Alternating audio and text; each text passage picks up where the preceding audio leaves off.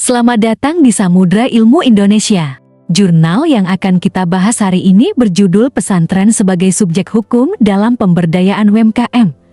Kajian Hukum Ekonomi Pancasila. Karya Nadia Azahra Putri, Imro'atun Hoirun Sholihah, Fadilah Husna Sevia Ramadhani, Siti Nur Fatimah Lidini Salamah. Peran pesantren di Indonesia kini berkembang semakin luas. Tidak hanya sebagai lembaga pendidikan agama tetapi juga sebagai pusat pemberdayaan ekonomi masyarakat. Transformasi ini dipengaruhi oleh kebutuhan zaman yang menuntut pesantren agar mampu mencetak sumber daya manusia yang unggul, termasuk dalam dunia kewirausahaan. Dengan diberlakukannya Undang-Undang Nomor 18 Tahun 2019 tentang pesantren, lembaga ini memperoleh legitimasi yang kuat dalam menjalankan fungsi pendidikan, dakwah, dan pemberdayaan masyarakat.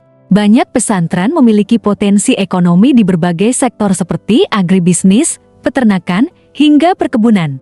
Kondisi ini memperlihatkan adanya hubungan erat antara kualitas pendidikan, kondisi ekonomi, dan peran sosial pesantren dalam meningkatkan kesejahteraan masyarakat. Sebagai entitas hukum, pesantren dapat berbadan yayasan, koperasi, atau bentuk kelembagaan lainnya sehingga dapat bertindak secara sah dalam kegiatan ekonomi. Dalam konteks pemberdayaan UMKM, pesantren memiliki legitimasi untuk menjadi subjek hukum yang aktif. Prinsip-prinsip hukum ekonomi Pancasila seperti kekeluargaan, gotong royong, dan keadilan sosial menjadi dasar moral yang harus diterapkan dalam aktivitas ekonomi pesantren. Pemberdayaan UMKM oleh pesantren mencerminkan praktik nyata nilai-nilai Pancasila. Melalui pembentukan koperasi, unit usaha, dan jejaring alumni, pesantren membangun ekosistem ekonomi berbasis kebersamaan.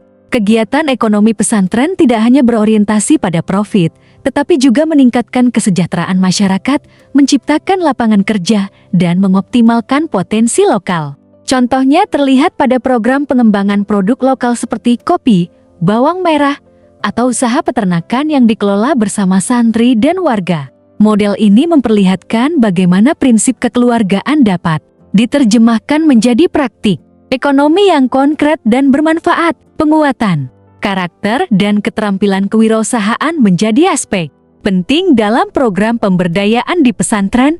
Pelatihan seperti budidaya ikan bioflok, pertanian modern di greenhouse, hingga manajemen bisnis memberikan bekal praktis bagi santri untuk mandiri setelah lulus. Pesantren terbukti mampu menjadi motor penggerak ekonomi lokal melalui berbagai program yang melibatkan masyarakat sekitar. Contoh keberhasilan terlihat dari berbagai pesantren yang melaksanakan model kemitraan, pelatihan UMKM, dan santripreneur. Secara keseluruhan, pesantren memiliki potensi besar sebagai subjek hukum dalam pemberdayaan UMKM, terutama karena dukungan regulasi dan penerapan nilai-nilai hukum ekonomi Pancasila. Segera kirimkan naskah terbaik Anda dan bergabunglah bersama kami dengan mengakses web jurnal Samudra Ilmu Indonesia dan bagikan video ini ke orang-orang terdekatmu.